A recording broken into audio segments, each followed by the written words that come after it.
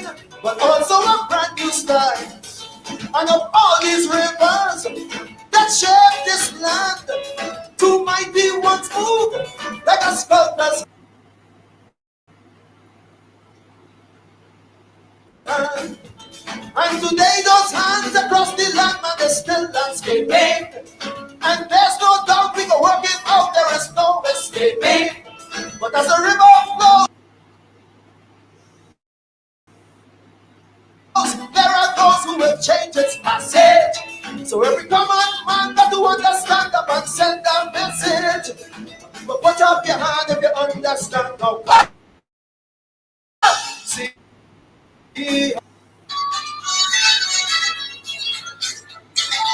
how we move it, watch how we groove it, see how we float in style. Oh yes, one lovely nation under the night. Them boys with the hidden agendas and the mind benders, they will always do their do.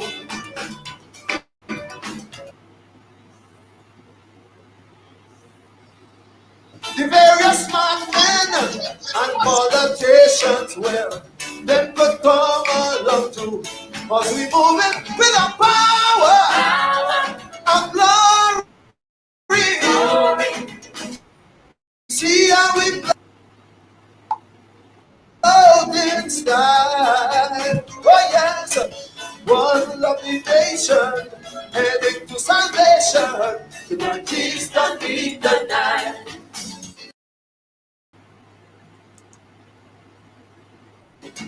Differences there will always be, so that you be you and I'll be me.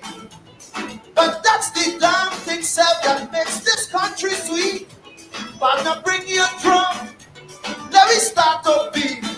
Don't mind them politics, politicians. Oh, in the politics situation. We jamming on them, cause we know the story. So let them fight if they want in this land of the deferred glory. Put up your hand if you understand now. See how we move it, watch how we groove it, see how we float in style. Oh yes, one lovely nation under a groove. The Northeast and we deny.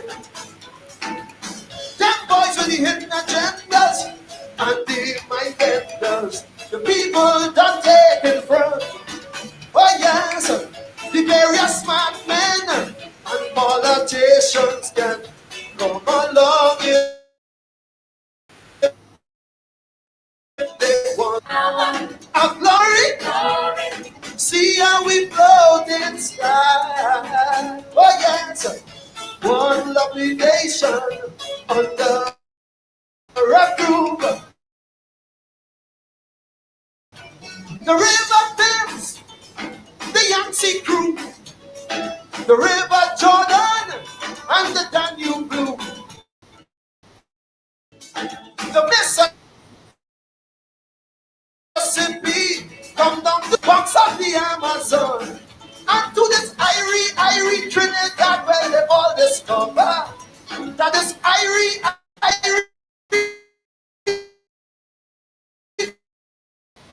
Trinidad them up and say, and life became the carnival of a brand new culture. But put your hand if you understand now. See how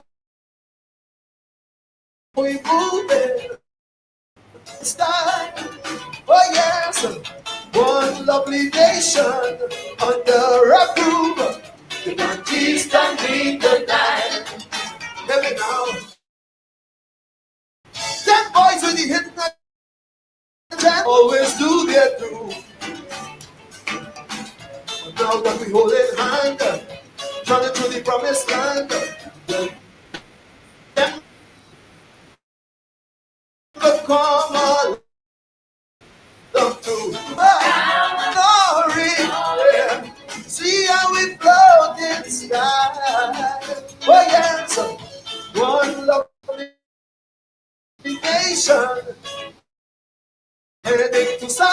nation.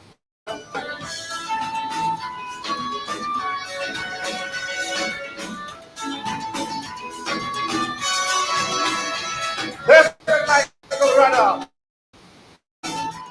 They can't please everybody.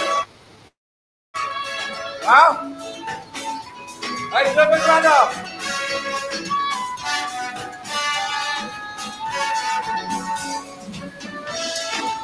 Let's do it.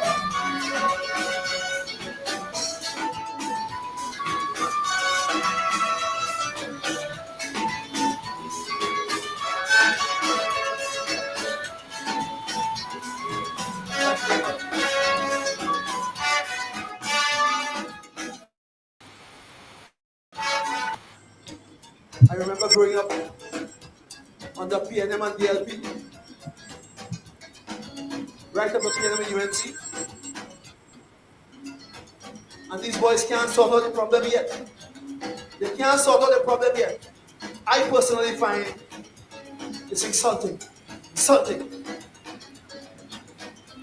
You see, differences, there will always be. So, partner, you could be you. I could be me. But then that's the damn thing, self, that makes this country sweet. Partner, bring your drum. Let me start to beat. Don't mind the politician. I'm in the politics situation. That's why we jamming on them, cause we know the story. So let them fight if they want in the stand of the deep word glory. Oh yeah. See how we move it, watch how we groove it. See how we float and slide. One lovely nation under a roof. We got East and we tonight. Them boys with the hidden agendas and the mind benders, they will always do their duty. The various smart men and politicians, well, them could come along too, because we moving with a power and glory. See how we flow with love and style, yeah. One lovely nation under a groove. In a peace and good night. Thank you very much. Good night. God bless.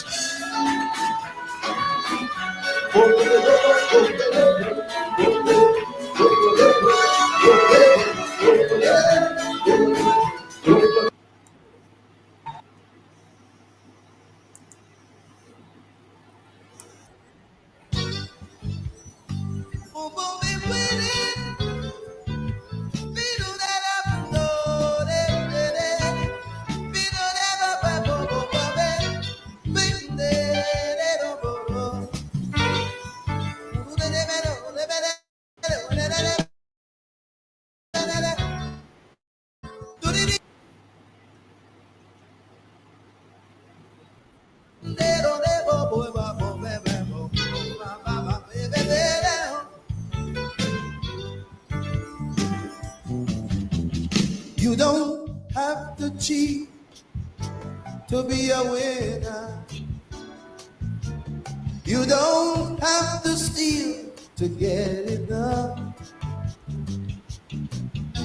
You don't have to lie. Sometimes I think I just about had enough. Another war begins in South Africa. Oh my God. Another night of shambles, guns and knives. And the reason why it's so easy to discover is them diamonds in the ground worth more than my life. People make me cry. Sometimes when I'm alone, people make me cry. People make me sad. Some people in this world they make me sad. Oh, been there.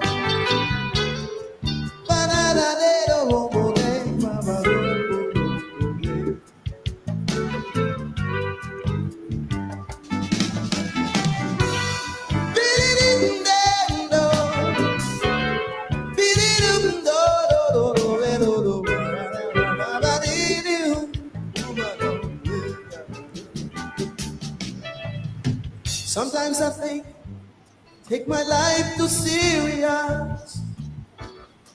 Yes, there are many things I still don't understand. But you can't say for me that I am not curious. And it would make me happy when we all make us laugh. Yes. Make me cry. Sometimes when I'm alone, how I cry. People make me sad. Some people in this world, they make me sad. Hey!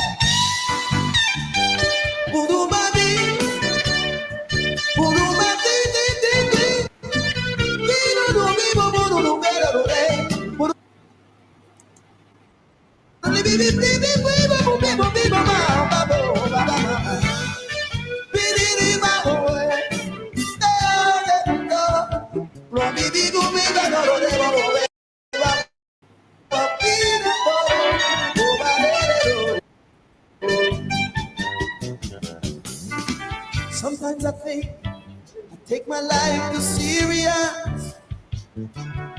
Yes, there are many things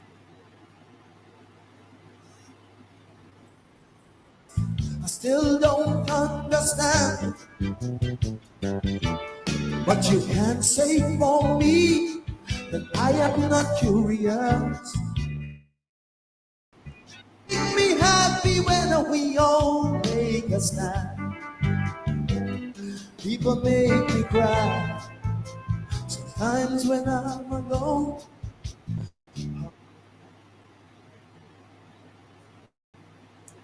I cry.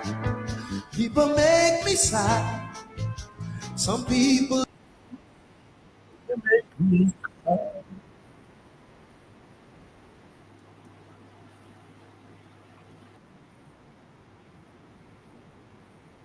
we're not. No, no. You don't have to steal to get enough.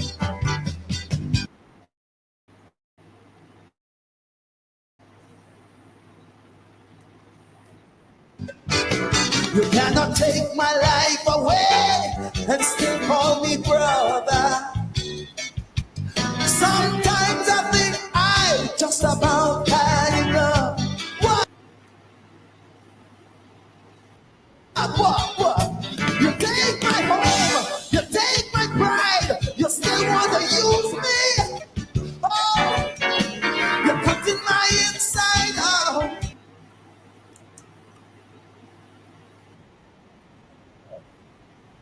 Oh, good evening to you all. Good night to some of you, and good morning to others. Good afternoon to others. It's good to be back after 1 week. We're back. We're back. Sometimes I think I've just had enough. You cut me inside, and so you still want to call me brother. Is that oil down in the bottom of the ocean worth more than my life? David Michael Ruther, that second song, second calypso is entitled simply Africa. And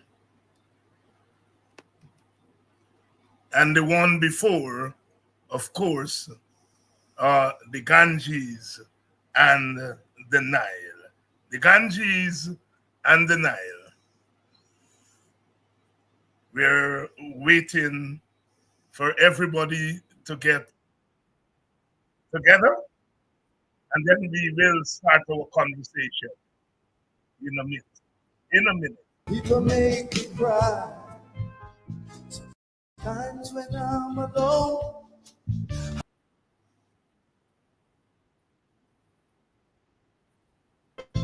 Some people in this world, they make me sigh. People make me cry.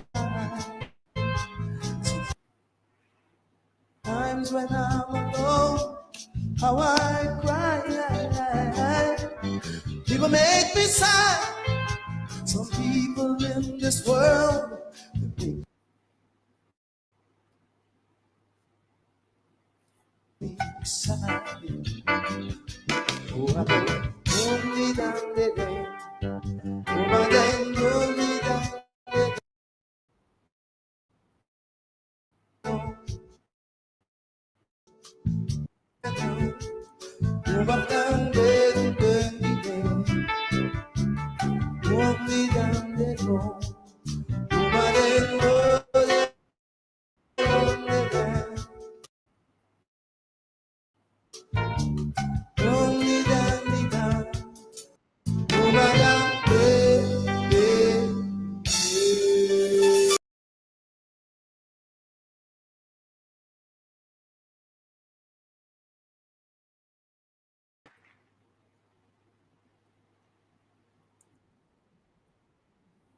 Yes, David, Michael Rudder here. Sometimes I seem to take my life too seriously. We are trying to sort out some technical problems here, but we're going to get it right. We're going to get it right. We seem to, okay. All right. I think we have it right here. Good evening to you, and welcome to Politics 101 on a Monday night. We have been gone for a week. Not your fault. It's really my fault. There are a couple of things I have been running around trying to sort out since I got home, and really clashing with our program time. But I have still been moving around since I've been here. I was at the funeral yesterday of young Adriana, young little child, our little beautiful child, finally laid to rest yesterday. Great outpouring from the masses of people who traveled from far and wide to be with the family, the immediate family and the larger family of Adriana.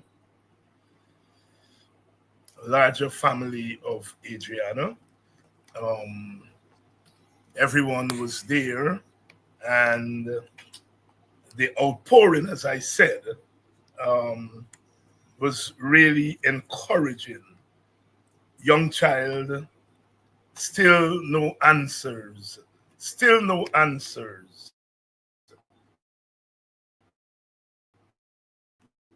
as to and what led to that child being taken away from us,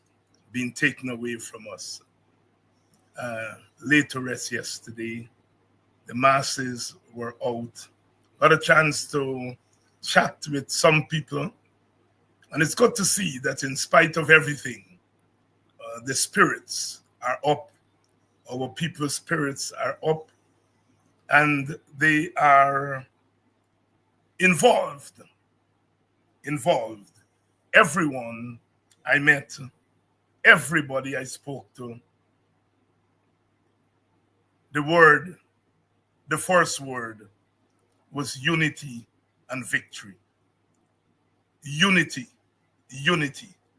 And I guess we all understand what we are talking about, what they are talking about when they talk about unity. We are still having some technical problems here. I'm trying to sort them out. We will sort them out in a minute, in 1 minute. Let's try to sort them out and we will be back. We'd like to bring on stage a gentleman.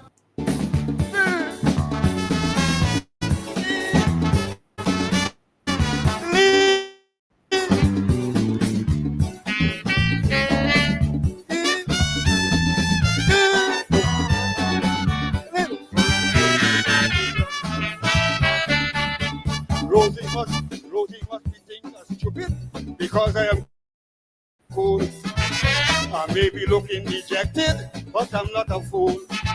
Rosie must be think I'm stupid because I am cool. I may be looking dejected, but I'm not a fool. Every day she gone on duty, she coming back late. I don't want nobody to tell me she have an next date.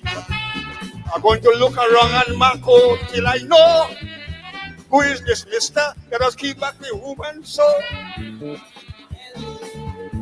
Ellie, please don't you tell me that I have another day. You're good as my supervisor and now leave you. The reason for coming late.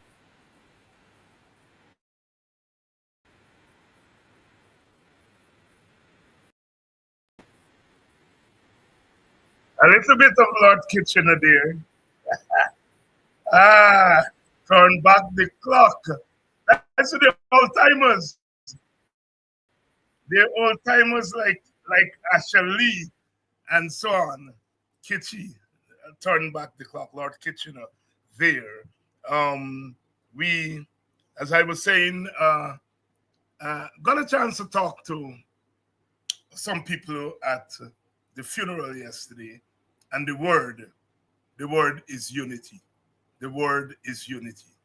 I've said it on so many occasions that I have never, in my almost 5 decades of political activism, seen a critical mass of Guyanese wrap their minds around the notion of unity and coalition as I have seen over the last year, over the last few months. I was mentioning it to a colleague of mine in a conversation earlier this afternoon, and she said, David, it's the punishment that our people are going through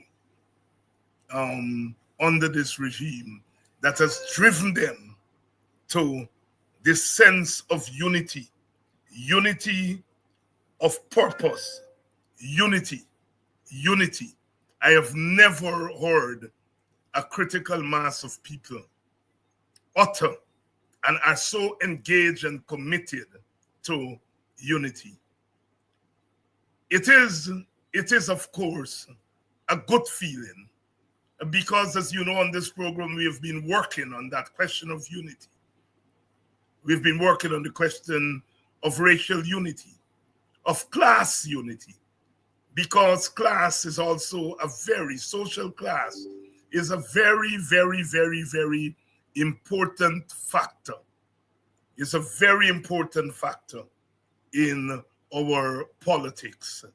And so, therefore, to see our people being committed to unity, it's a very, very good feeling because we've been working at this for a little while. We've been working at it for quite a while. And so we are beginning to see the fruits of our labor as our people look towards this election. They are looking for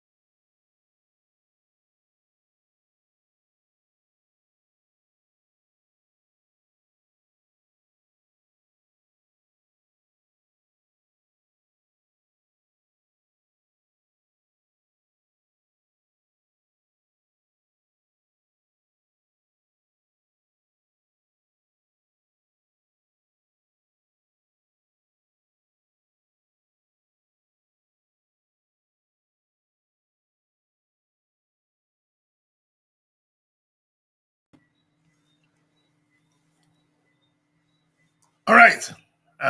We're back. We're back. I hope we stay back. Yes. Unity of purpose, unity among other things. Good evening to all of you who are joining us. My apologies for last week not being on. As I said, there were some factors that played into that. Mainly some things that I got had to be doing a lot of running around with. But we are back. We are back. Some of you would have seen the program, Caribbean Tea. The Honorable Leader of the Opposition, Honorable Nigel Hughes, and myself, we were on and talking about coalition politics. And apparently, it's a program that was very well, I was about to say very well attended, but it's a program that was widely viewed, and the people, of course, had quite a lot to say about the conversation in that program. I can only speak for us in the Working People's Alliance. Our commitment to coalition politics is well known and constant. And of course, we are driven by, first and foremost, the removal of the PPP from office, because we are all agreed on the fact that the PPP has become a dangerous, very dangerous organization. A government that has criminalized the state, has criminalized the society, a government that is engaged in racial discrimination, a government that is bent on taking this country down the road of a dictatorship. In fact, it is already there.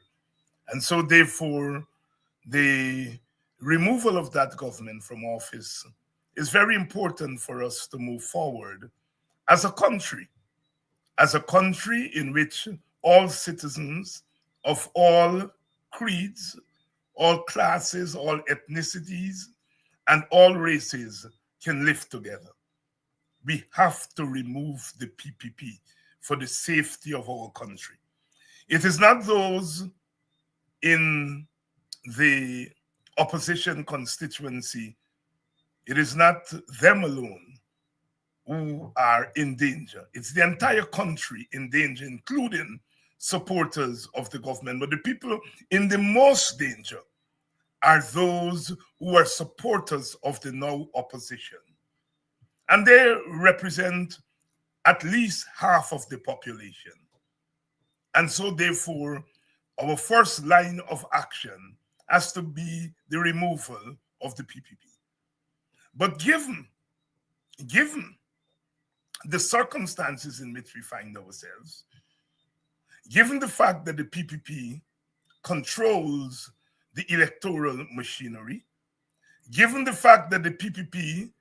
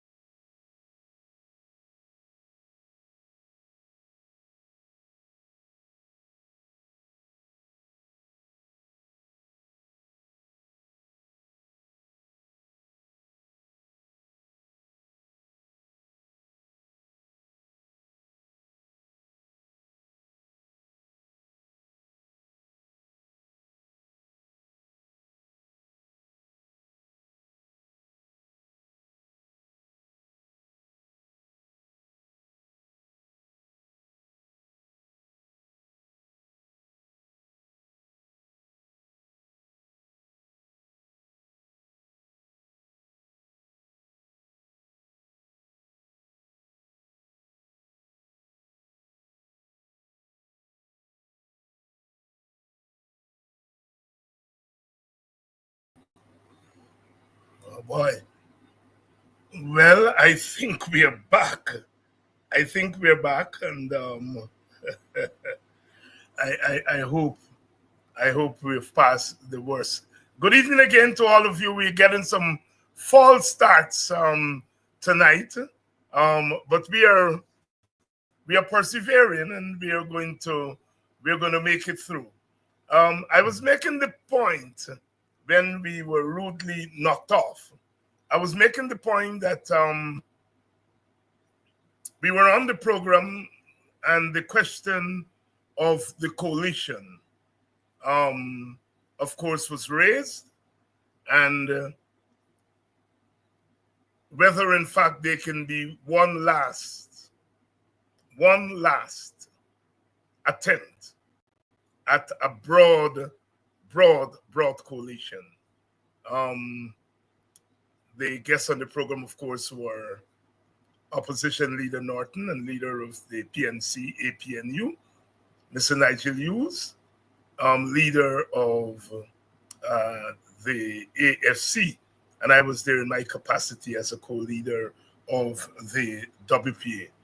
And many of you would have seen the program and would have drawn your conclusions. I was making the point that we in the Working People's Alliance feel that our first line of action as we move towards a broad coalition is the removal of the PPP. That the PPP has become dangerous for Guyana, very, very dangerous. Very dangerous. You look at everything in this country, you look at crime, you look at the way we drive on the road, we look at our attitude to each other, we look at the kind of racist comments that we see all over social media. And you wonder whether this country really is the country that we hold near and dear to our hearts. And so the PPP has to go in order for Guyana to catch itself. But given the fact that the PPP controls the electoral apparatus, they control GCOM, they control the state, they control the purse string, they are able, in effect, to buy the election. They're able, in fact, to buy the election. So the opposition going into the election starts as a losing entity in the sense that it does not control the apparatus, that the PPP has begun the rigging of the election in earnest. So going into a rigged election, you have to go in with as much force as you can go into the election with. And by force, what I mean is that you have to not go in wanting to win by one seat.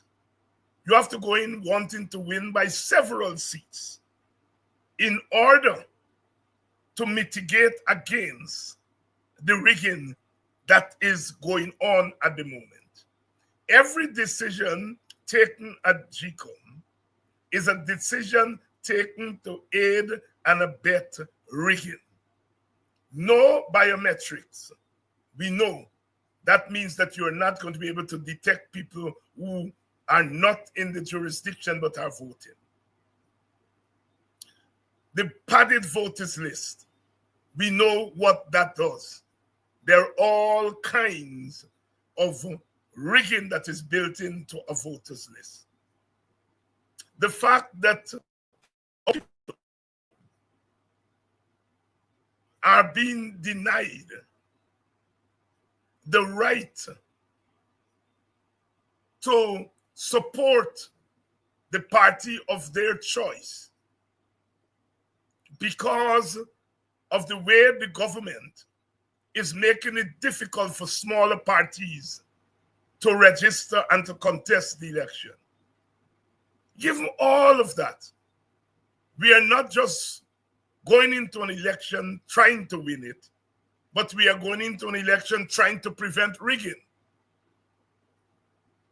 So we are trying to win and we are trying to prevent rigging at the same time. That's a heavy lift. And we feel that all hands on board, all hands on deck, all our groups and our parties and individuals have to be on board because that is a heavy lift. And so we are guided by that. And we are saying there are doubts that we have about coalition. We had coalition in 2011, 2015, 2020. And the so-called smaller parties have had not so good experiences. And so there are doubts. There are doubts about how we would be treated in a coalition. There are doubts about the sincerity of those who hold the levers. But we in the WPA are saying, wait. There are those doubts. But as Black Stallion said, wait, Dorothy, wait. The objective of removing the dangerous PPP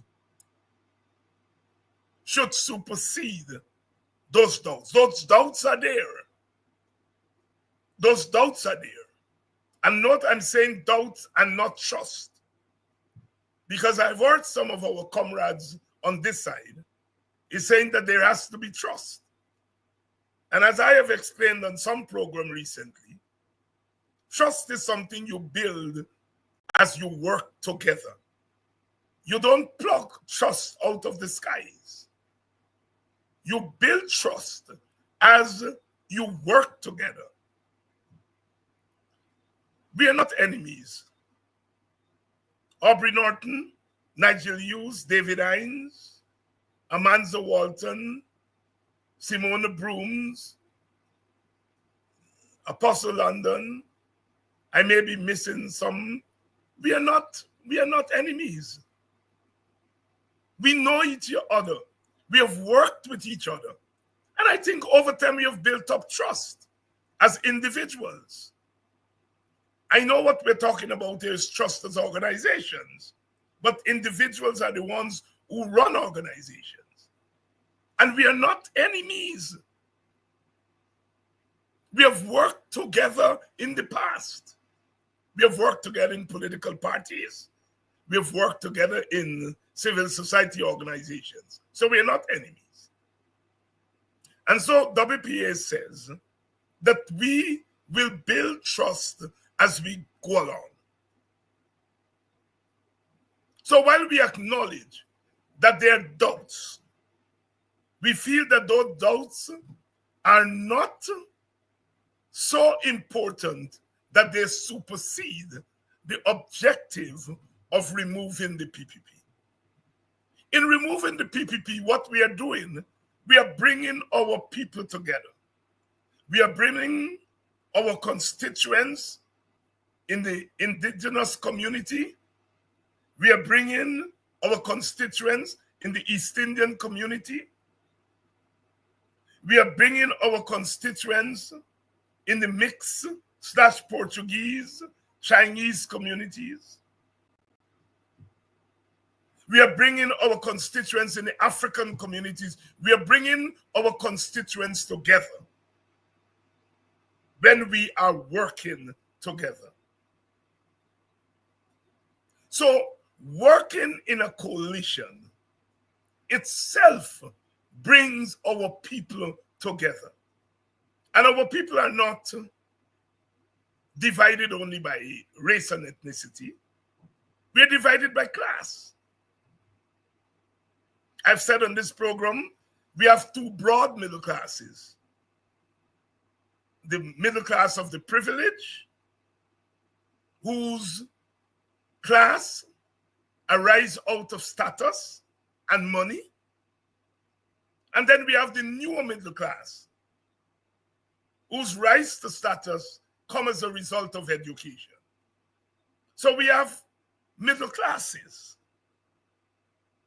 we have different working classes. They're the upper working class, those, our teachers, our nurses, etc. Those who work for wages of a certain level. And then we have the sufferers at the bottom. So we have those who work for $200,000 a month, and we have those who are working for $40,000 and $50,000 a month. They're not in the same bracket, the same social bracket. So even among the working and poor class, we have differentiation and differences and division. So when we go to a coalition, we are bringing our people together along ethnic lines, along class lines. There's sometimes religious lines that we have to cross. Our society is a diverse and plural society. Diverse and plural not just in race, but in class. In terms of our religious persuasions. But when we all come together and work together towards the objective of putting in power a government that is fair to everybody, we are bringing people together. And so that is how we saw coalition. We felt that we needed to start coalition talks, not based on how we would share up, or we would divide up seats and etc. Those things are very important. At the end of the day, you're in a coalition, you got divided seats and so on. But we felt that if you start there, that you are starting at a very contentious place. And so we felt you start at a place that is less contentious. And that is, you start at the place of what do we agree on in terms of policies? What are the big questions that face us? The question of cost of living, the question of poverty, the question of racial discrimination, the question of gender discrimination, women being discriminated against. We feel that if we start there, at a point where we don't have much contention, I don't think there's much division among our political parties and our political leadership on the question of poverty. We all agree that poverty has to go. I don't think that we have much division among us when it comes to the equitable distribution of our oil resources. We all agree that this government has done a woeful job at distributing our resources democratically, equitably. We don't have disagreements there. We don't have disagreements about defense of our borders. We don't have disagreement in terms of our commitment to regional integration. We don't have differences in terms of how we re-educate our country. We don't have differences on how we should spend our money, what the priorities are. All of us on the opposition side, we are very clear that there is overspending on infrastructure and underspending on the human infrastructure, overspending on the physical infrastructure, roads and bridges, etc., and underspending on the human infrastructure, education, healthcare, etc. We are agreed on that. You put Aubrey Norton and Nigel Hughes and David Hines and Amanza Walton and Desir and all of us, you put us and you begin to talk policy.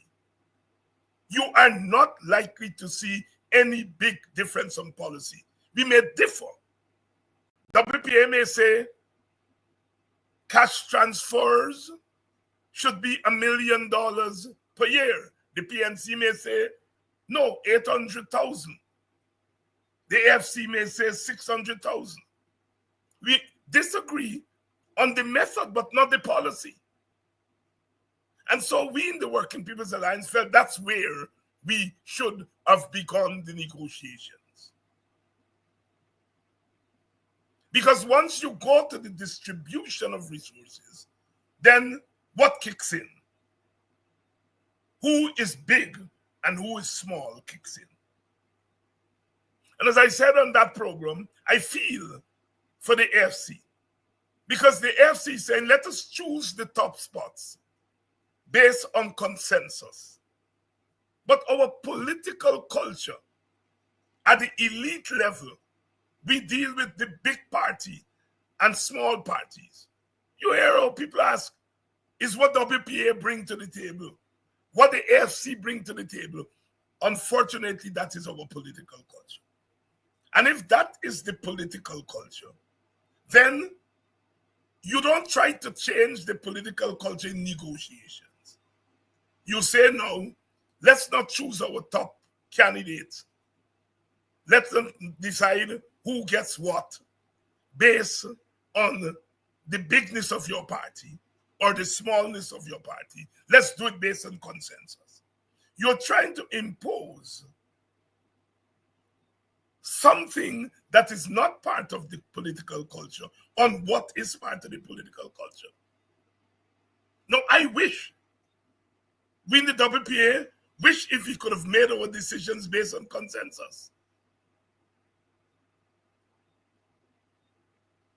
But that is not where the political culture is. The political culture is based on bigness and smallness.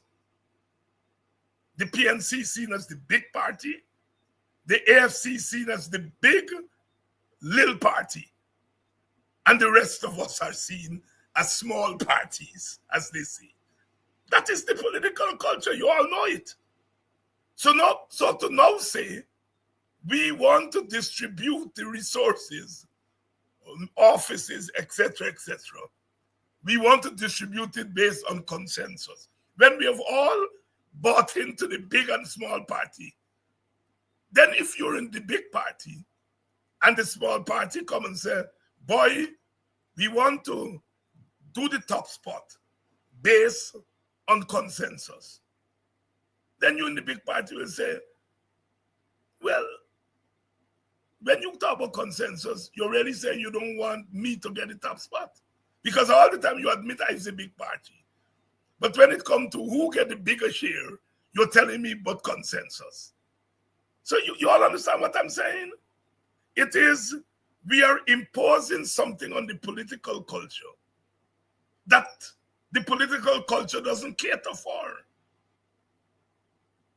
And so that is why the WPA said, look, let us get past that thing by just going for the simple formula. We may not necessarily agree with it, but let's just settle this problem. The big party get the big spot, the top spot. The WPA says, well, whether we like it or not, it seems that most people think that the AFC is the second big party. So if all you think so, then give the AFC the second spot. And we are prepared to take third and fourth. It's what you call real politics. And so it was easy for us to arrive at a coalition space. It was easy to arrive at a coalition space. We were never going to go and ask the big party to give us 65% of the seats, or 55, or 35. We were never going to do that. Because having established that the big party is the big party, you cannot then go to the big party and say, I'm asking for the bigger share, or I'm asking for the top spot. The big party must then sit back and say, is what you're trying to do. Is what you're trying. You're trying a thing. So the point is, I think that the talks between our comrades were approached the wrong way. And I think we get the outcome where once you go there, you are now forcing on the table, you're forcing on the table the question of who will survive and who will not survive. Even at this 11th hour, we remain open. Because I think if the AFC comes on board, it will lift our people to 100% of confidence. I think we have a coalition. We have the APNU, we have the WPA, we have the breakaway faction from the AFC, and I think we are about 80% of the way. If the AFC were to come in, it will get us 100% of the way, 95% of the way, because, we still have Sister Mans out there. We still have Sister Brooms out there. I think if all of us are coming, brother Nigel London, I think if all of us were to come in, it will boost our people's confidence to 100. That makes our work easier. And so even at this 11th hour, 11 and a half hour, 11 and 3/4 hour, we are still hoping that we could bring those who are not on board on board. I think I said on the program on Sunday night that WPA is prepared to shift down the pecking order to accommodate the AFC. We don't know that the AFC has more support than us on the ground. We don't know that because people don't poll those things in Guyana. Everybody does not poll for themselves. We don't see any real national poll. So we don't know that the AFC has more electoral support on the ground than we do. But what we do know is that the AFC went to an election in 2011 and they got electoral support there in Parliament. And so we are prepared, and people, I think most of you all on air, most of you all on this program, the media, all of them saying the AFC have the AFC. So if they say the AFC is the second big party, we are prepared to step down the pecking order to accommodate them because we believe in the broadest coalition. So that's where we stand. That's where we stand. The WPA, we are saying that we want a broad coalition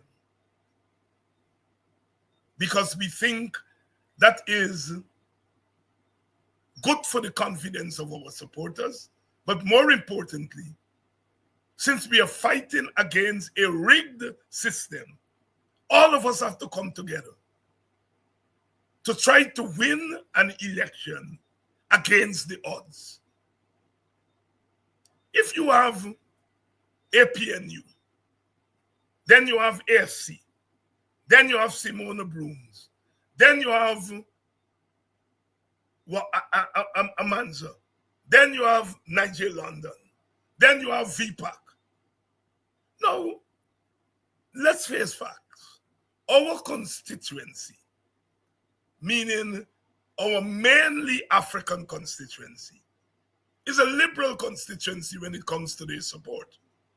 And each of those groups that I called there, the PNC, the WPA, the AFC, Amanza, Forward Guyana, Brooms, Sister Brooms, Brother Nigel, everybody got their supporters. If we go together, we pool all of that support one place. Story done. If we go separately, then the hardcore of each of those individuals and supporters will go with them. Some may win 1 seat, some may win 2 seats, some may win half seat, some may win 29 seats, some may win 20, but they would be separate. So the risk of splitting the vote is much more on our side. The PPP side is the PPP alone. I'm not figuring in T. Mohammed in this because the T. Mohammed thing is a complex thing. So I'm not figuring T. Mohammed in this because the T. Mohammed story is complex, right?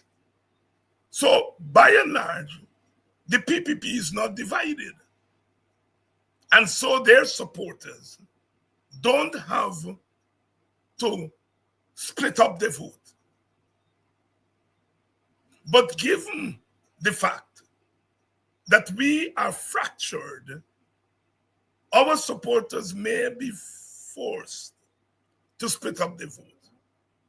And even if they may not instinctively keep their votes in one place, meaning they may look at the coalition, the APNU, they may look at the other individual and parties, and they may reason that, look, if I give my vote, I may love Amanza, but I give Amanza my vote, it will be a wasted vote.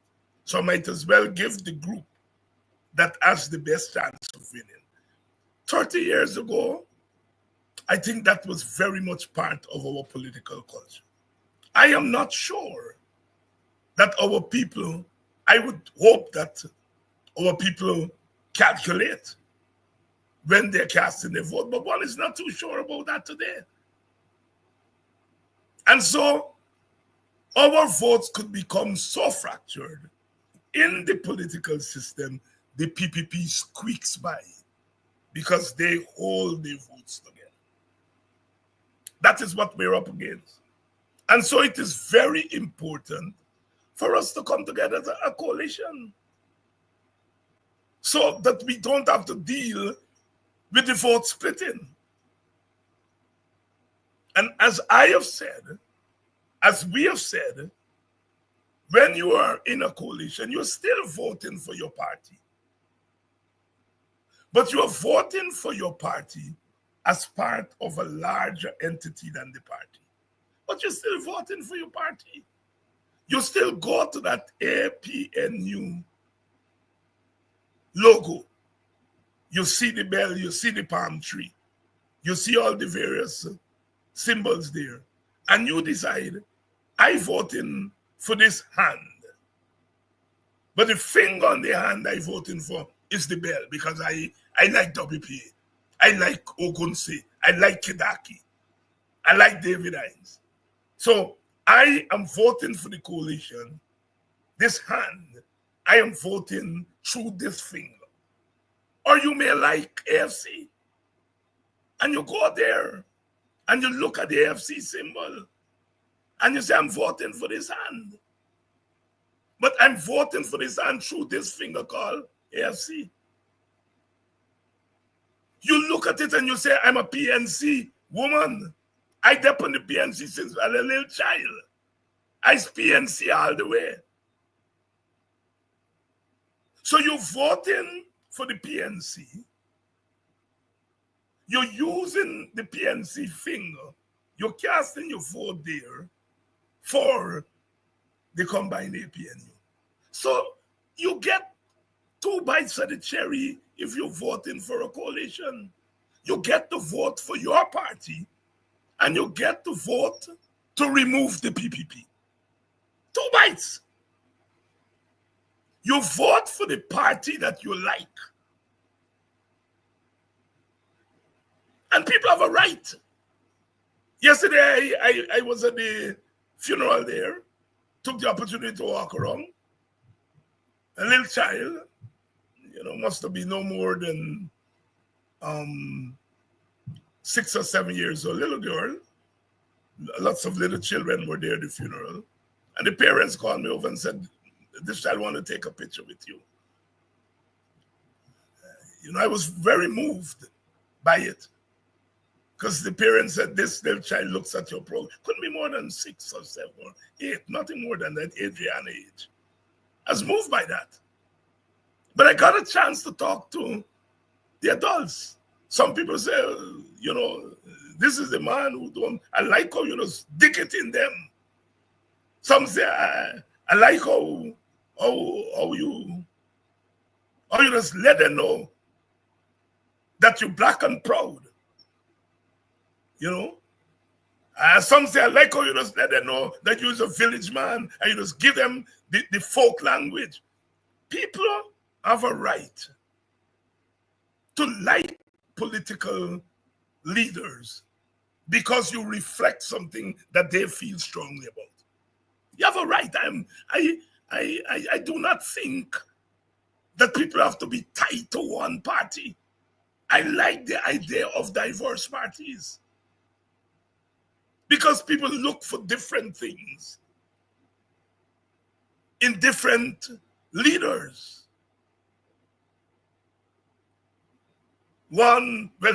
Several people said, Dr. Angie, it's good to see you. And I hope you live up to your promise and you call Nandalal when you land at the airport and tell you in Guyana. I said, yes. People have a right. And I'm saying to those people, if you like me, then you vote for me. But you're also voting for something else. You're voting to remove the PPP. So with one vote, you get 2-3 by Senate. That is why coalition is such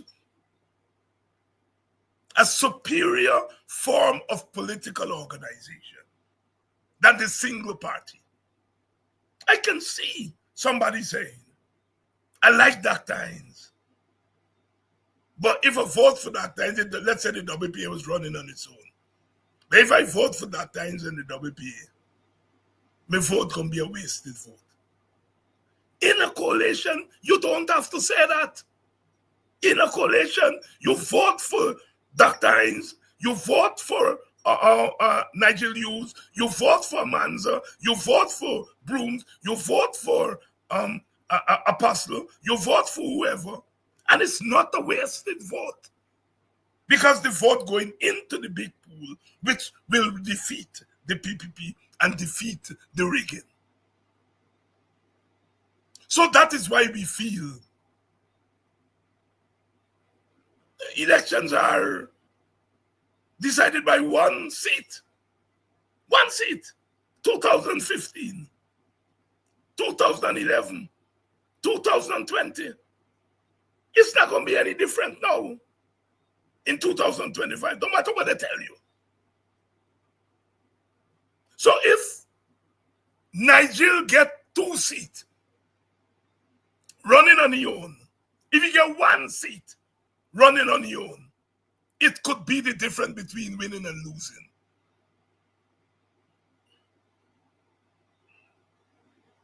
That is what we have to begin to think about, sisters and brothers. That is what we have to begin to think about. I am not dealing with the Mohammed situation because I'm still trying to wrap my head around what the Mohammed phenomenon means. I'm listening to people as I walk around. People are telling me what they think. I don't have any behind the scenes intelligence. So I don't know, and I don't want to put my neck out on a limb when I don't have a grasp. But if you vex with the PPP and you want them out for certain things, then certain things you have to want others out of the way for those certain things. I don't know Mohammed. I think there is a phenomenon that is going on around Mohammed. But you can't tell me that you're against the PPP for X,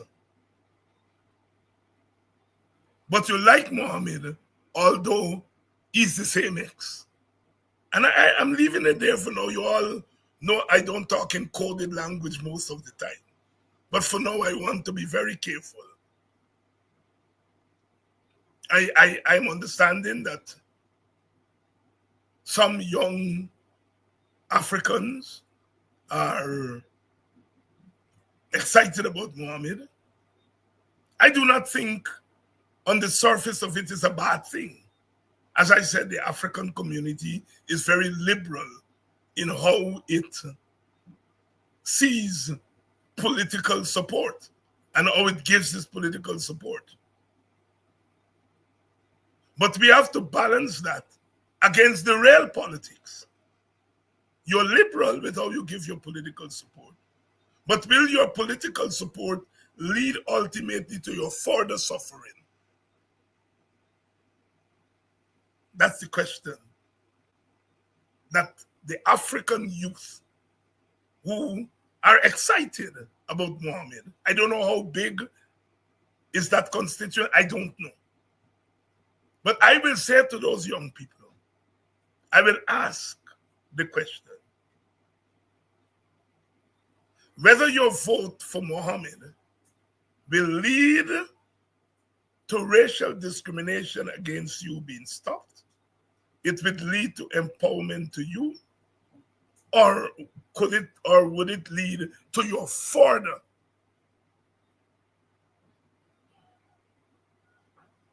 disempowerment?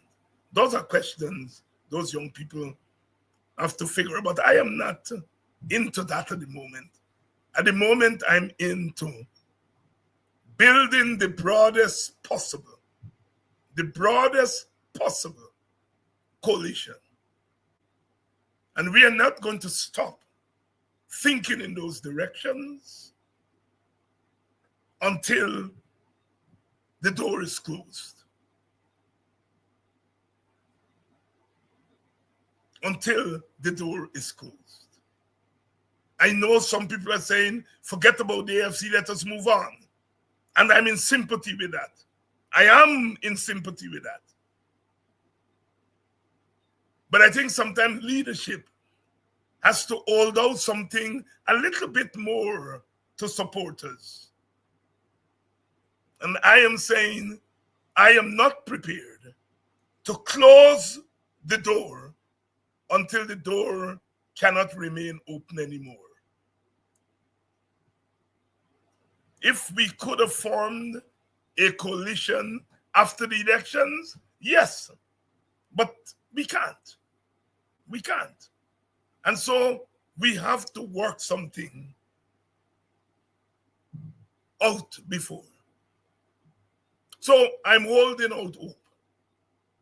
Before I go tonight, I want to speak on the baby Skello thing, because I want to say something about political culture and political attitude.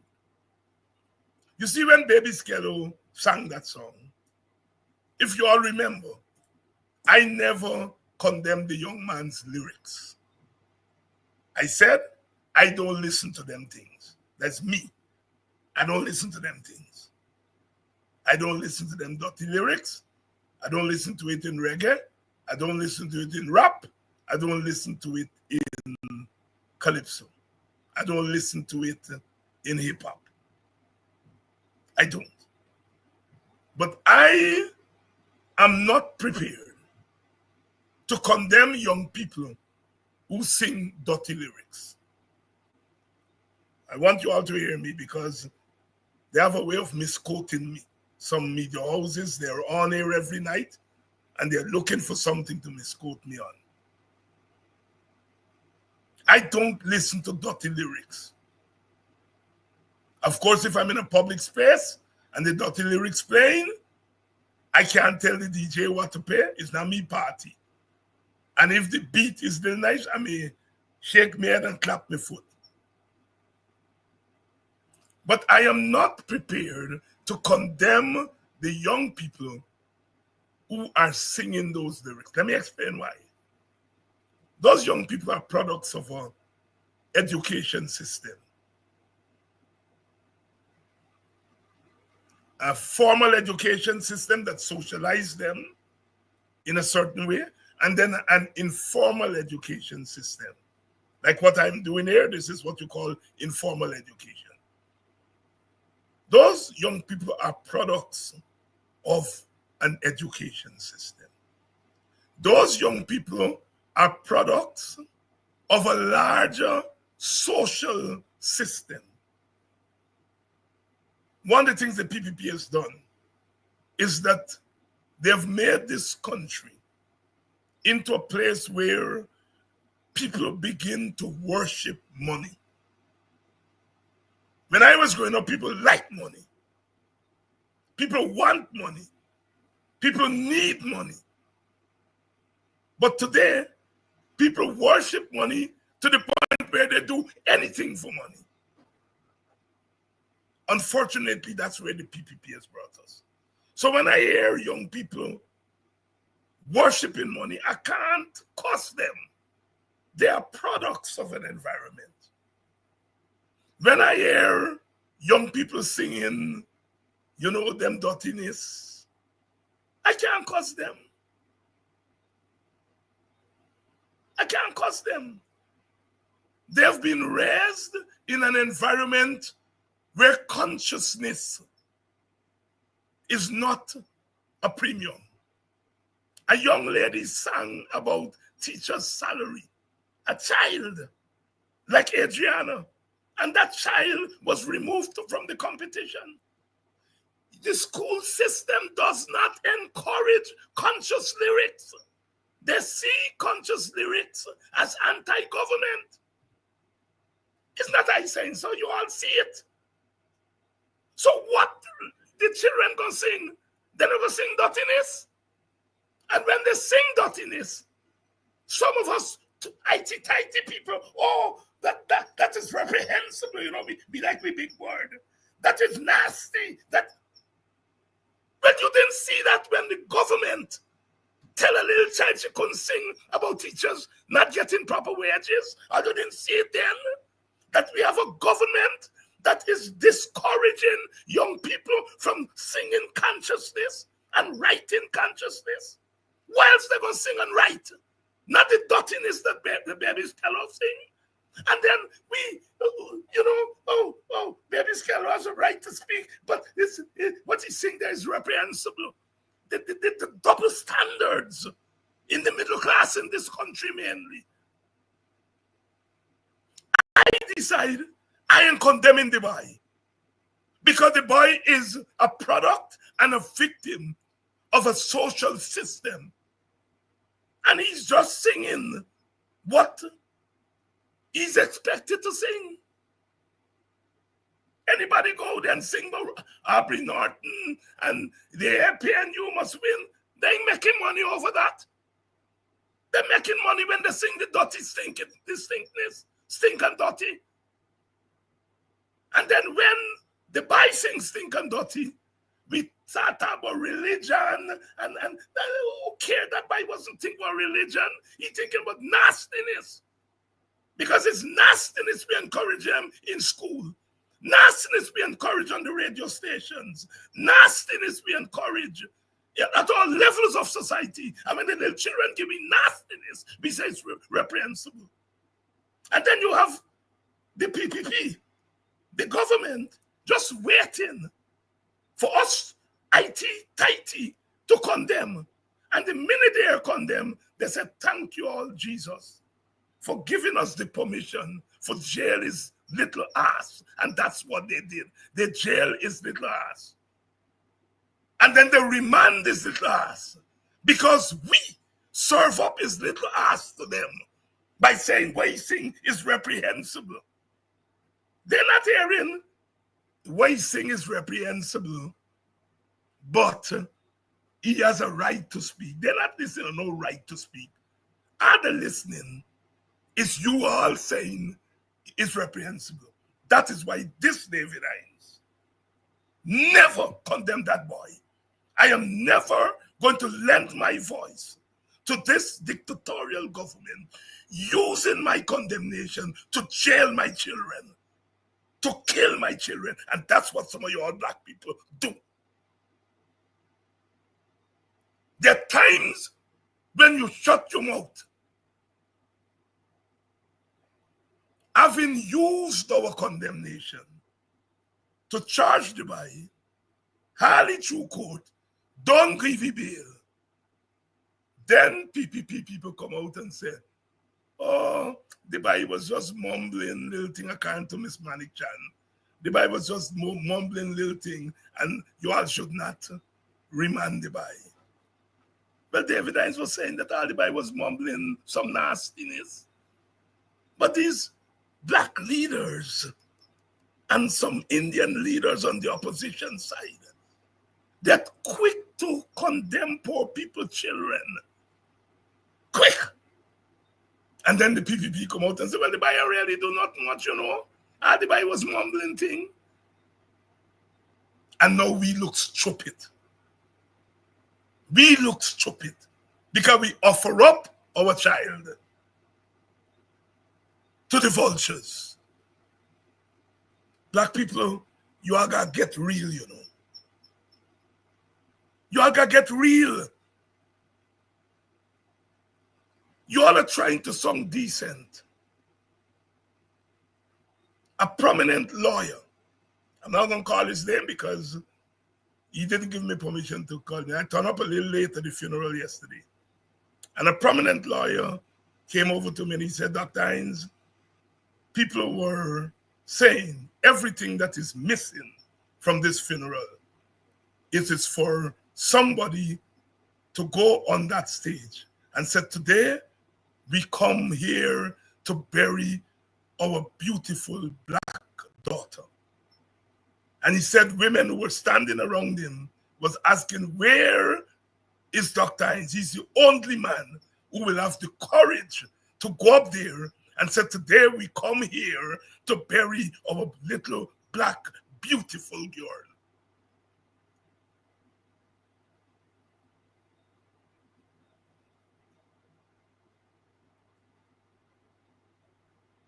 And that is one of the problems of the opposition. We don't know when to be politically correct and when to be politically incorrect. We try, no matter what the situation, to be politically correct. So we have imprisoned ourselves in our own country. When we are afraid in the public space to utter the words, black and beautiful child. It's mental enslavement. When we can't utter those words in public. And I am not condemning anybody if they can't utter those words in public. All I'm saying, look at the state in which we find ourselves. You start off by denying yourself the right to say a black and beautiful child. And tomorrow you won't be able to say an Amerindian, beautiful Amerindian child. And the next day, you are not going to be able to say a beautiful Indian child. We have imprisoned our minds.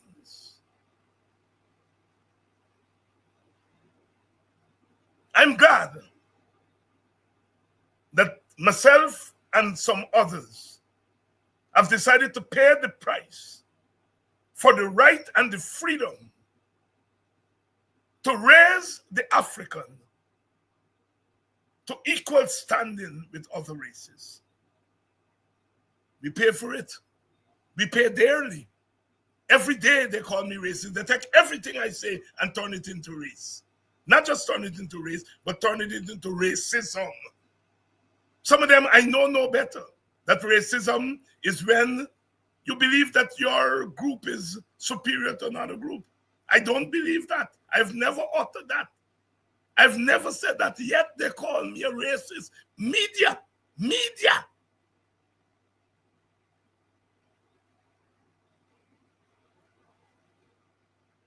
But we shall overcome. We shall overcome. Because part of what we are doing is to clean Guyana so that we all, whether we are Indians, Amerindians, Portuguese, Chinese, or Africans, we are able to call ourselves by our name without being fearful that others will call us racist. One makes the sacrifice today so that you don't have to sacrifice tomorrow. Fear stalks this land. Fear stalks this land. When you say a government pushes back hard against something, they don't want to hear that thing. The PPP government is guilty of racist policies. They're guilty of high-class corruption, criminalization of the state, the police, the army, the civil service.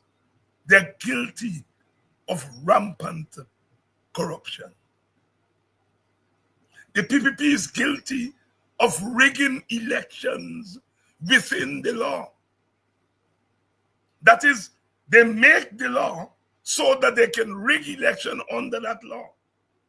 They're guilty of that. The PPP is guilty of killing little children. Because even though they do not hold the weapon that killed the Adriana Youngs of our country, they cover it up. They facilitate it. They're guilty of killing children.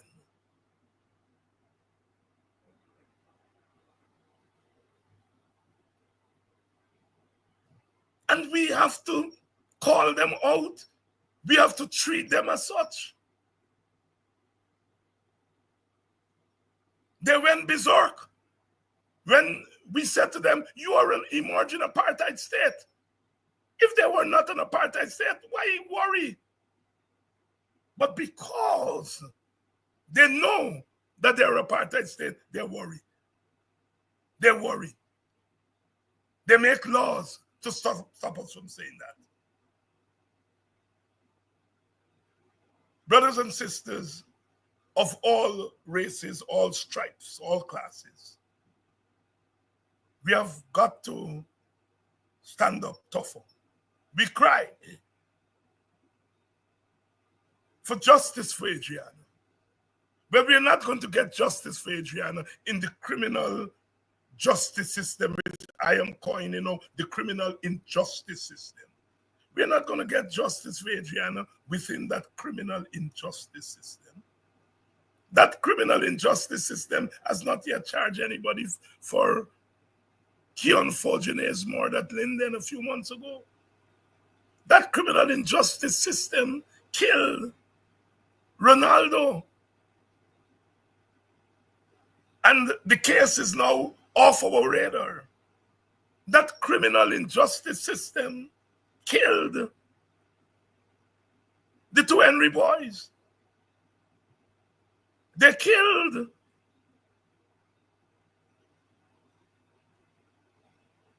the young man at Dartmouth.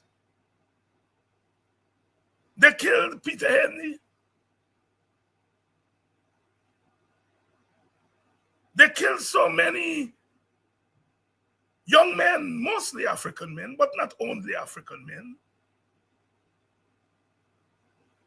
So we are not going to get justice from the justice system.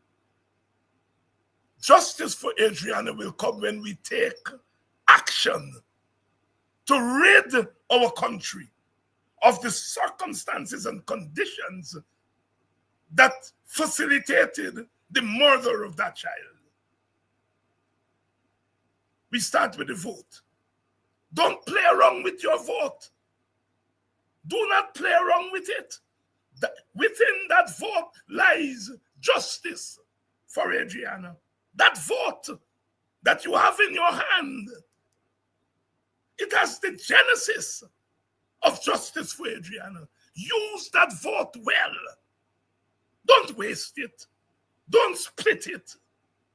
Don't, because you vex that your leader may have been treated badly, so you're going to waste that vote, then shut your mouth and don't talk about justice for Adriana. Because justice for Adriana will come when we use that vote. As the spiritual people would say, I have a sword in my hand. Help me to use it well.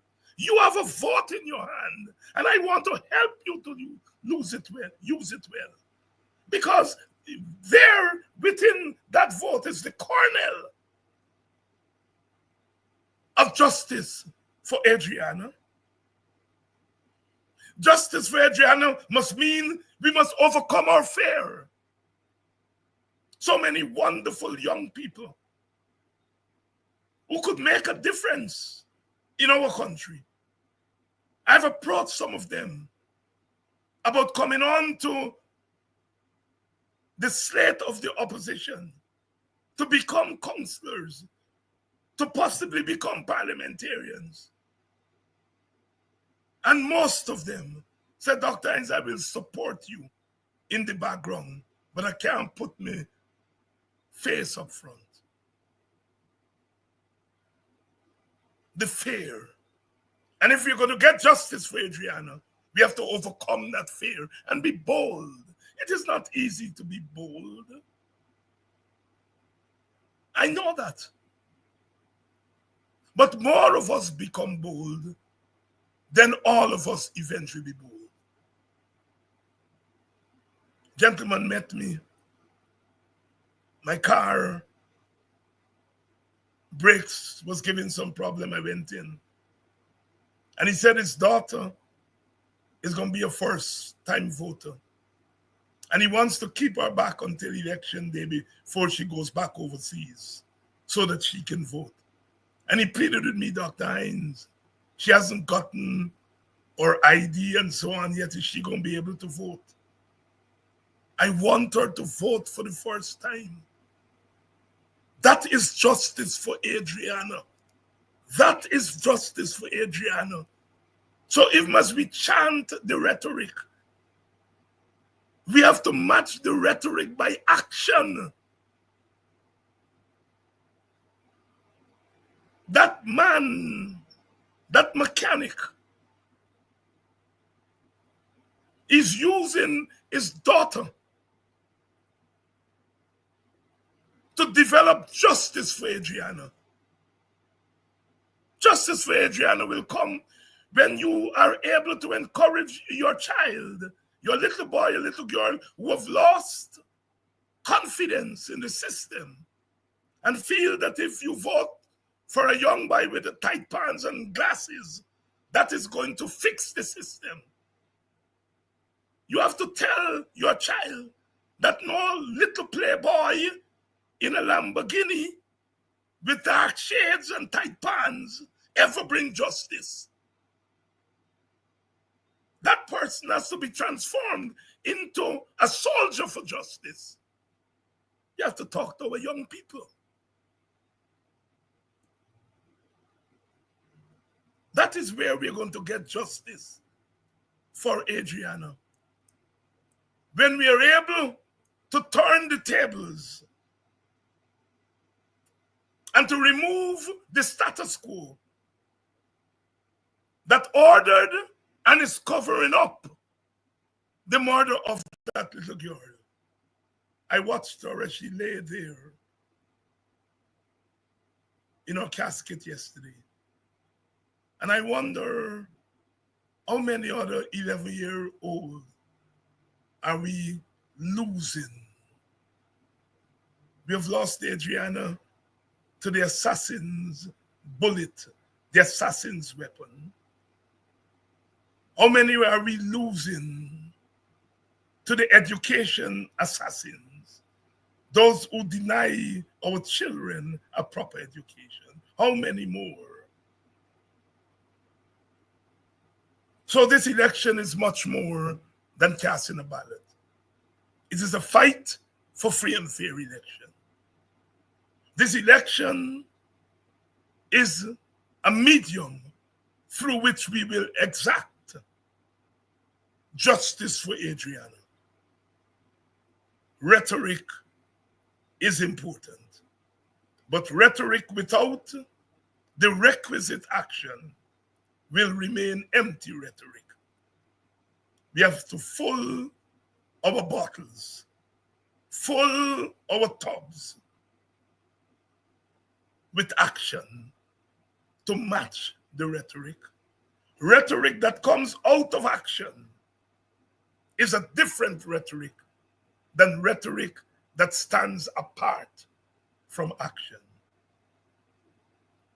We continue to fight the good fight, because the fight is against injustice. The fight is against child murder.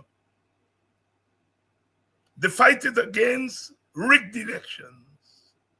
The fight is for coalition. The fight is for justice. The fight is for free and fair elections.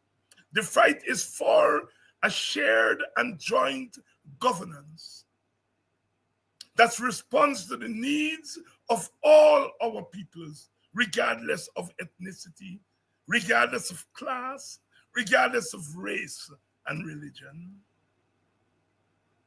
We all have an equal place in this land. There's not one empty chair, there are several empty chairs that we have to fill.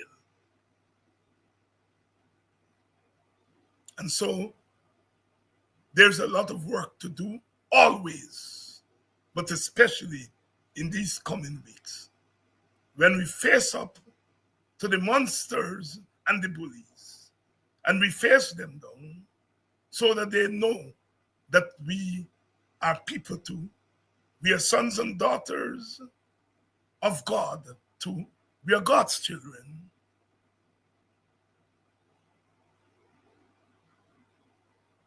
We come tonight, as we come every night, on this trail, this campaign trail, trying to right the wrongs, trying to straighten the crooked byways and highways.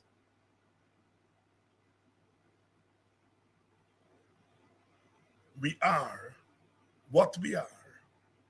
God has made us what we are. And that's the way it's going to be. It is not just what you are, it's what you do with what you are. It is what you make of what you are. If you're black and you think that your place is at the back, revisit that thesis and know that black as you are, there is a seat for you in the front. If you're Indian and feel that you are trapped by the logic of politics, find a way to rebel. Find a way to rebel.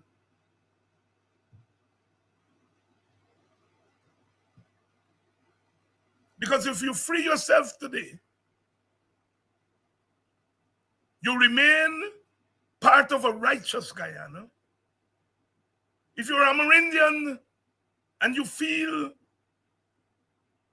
that your place in Guyana must be determined by those who feel that they can bring trinkets to you,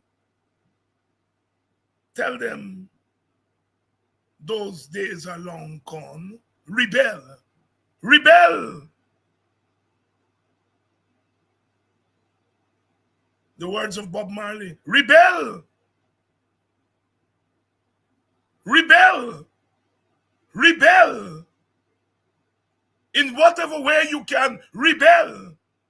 Let your vote become a symbol of rebellion, because out of rebellion comes something brand new that will forever free you from bondage. we speak straight.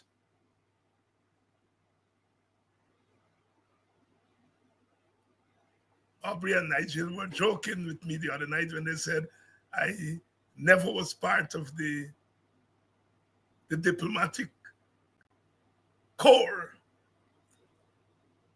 I am diplomatic in my own way, not diplomatic in the conventional way. When our people become diplomatic, I will be diplomatic. When our people demand of me to move beyond diplomacy and speak truth to power, speak righteousness to unrighteous power, then I'm prepared to say to the diplomacy, wait, diplomacy. Our people want it straight from the heart, the heartbeat of our people. I will not still my voice. I have too much to claim. So if you see me looking at your hands or listening when you speak, know that I look for fire. I've learned from books, dear friend, of men who lived in a room hungering without any light, of men who could not die since death was far too poor, of men and women who did not sleep to dream, but dreamed to change the world.